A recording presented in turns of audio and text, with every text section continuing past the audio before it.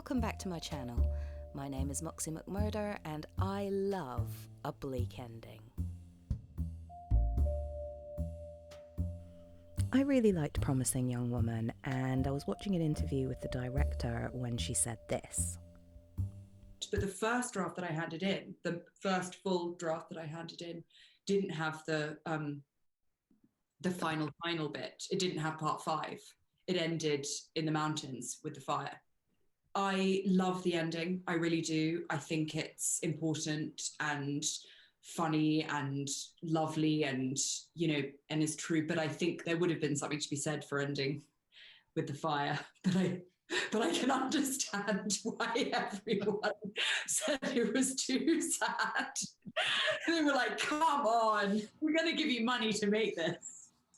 But, in my kind of heart, I think where it would have ended, I guess.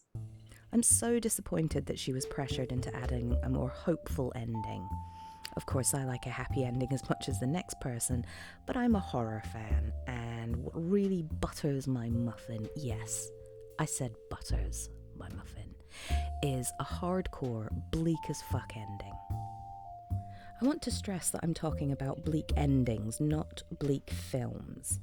I like a lot of films that some people consider to be depressing, but I'm not a fan of watching bleak films.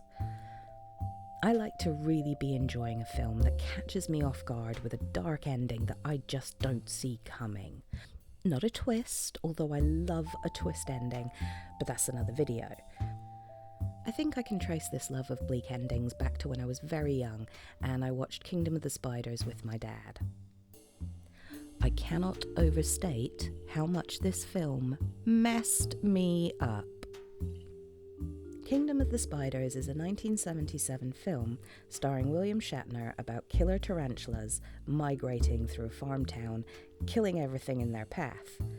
It's probably exactly what you're imagining, and as someone with fairly severe arachnophobia, I can say it scared the hell out of me. Bearing in mind I was maybe around 8 years old or so, I think it was probably the first film that I watched that didn't have a happy ending. I remember feeling so weird as I watched the camera pan back from the giant web.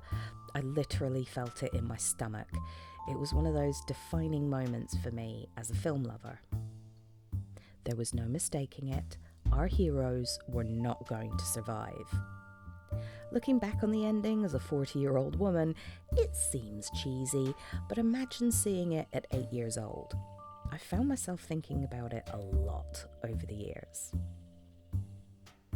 I asked my Twitter followers to tell me what some of their favourite bleak endings were, and there were some really interesting answers. Obviously it's a subjective thing, but there were a few films that kept coming up that I don't really consider to be bleak. A lot of people mentioned Threads, the BBC 1984 apocalyptic nuclear war drama, which I'd never seen before.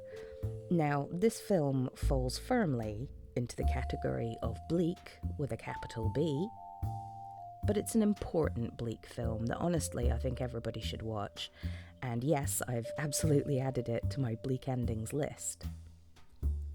Films like Martyrs, the 2008 original, and Hereditary and The Wicker Man were mentioned a lot. Martyrs is excellent, but it's a very hard watch and is just bleak. It's just bleak. But in a strange way, and don't ask me what the psychology behind this is, I don't actually consider the ending itself to be bleak. Absolutely messed up and cathartic and thought-provoking, but considering how horrific the preceding events are, I feel like there's a release at the end of the film. I also don't consider Hereditary or The Wicker Man to have bleak endings, but that could just be because I've been watching The Wicker Man for decades now, and perhaps the emotional intent has just been weakened with so many rewatches. And there's a sing-song. How can a sing-song be bleak?